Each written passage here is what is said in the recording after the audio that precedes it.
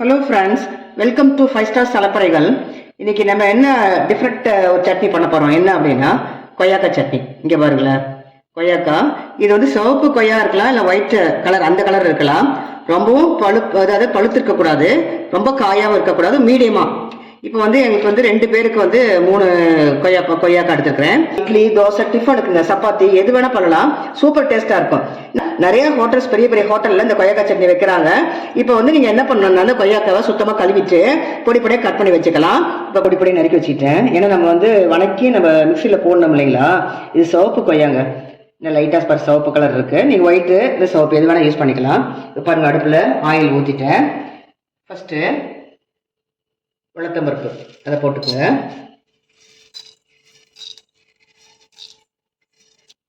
இப்போ பாருங்கள், உளுத்தம்பருப்பு, கடலப்பருப்பு ரெண்டும் ஒரே ஈக்குவலாக தான் நம்ம இதாகணும். அதனால் ரெண்டும் ஃபஸ்ட்டு போட்டுக்குங்க.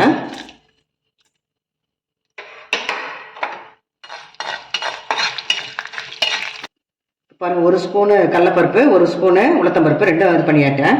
அடுத்து 2 பெரிய வெங்காயங்க, பொடி பொடியாக நறுக்கின பெரிய வெங்காயம் 2. இதை அப்படியே லைட்டாக, ரொம்ப சிவப்பாக இருந்தாங்க, லைட்டாக வணக்கிங்க.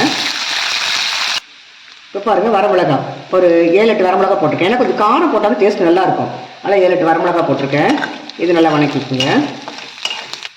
இப்போ பாருங்கள், கட்டி பெருங்காயம் கொஞ்சம் கட்டி பெருங்காயம். அதுக்கடுத்து புளி, இப்போ பாருங்கள் கொஞ்சம் சின்ன புளி. அதுக்கடுத்து தூத்தலாம் நறுக்கின கருவேப்பிலை, கொத்தமல்லி தழை சும்மா லைட்டாக அப்படி வணக்கிங்க.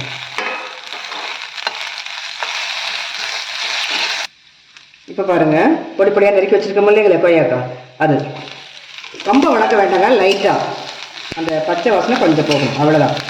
ஒரு நிமிஷம் 2 நிமிஷம், அவ்வளோதான். இப்போ பாருங்கள், தேவையான அளவு சால்ட்டு. இது அவ்வளோதான். அடுப்பு ஆஃப் பண்ணிவிட்டு ஆறட்டுங்க. மிக்சியில் போடணும் இல்லையா, ஆறட்டும். ஆறின பிறகு ஆட்டிக்கலாம்.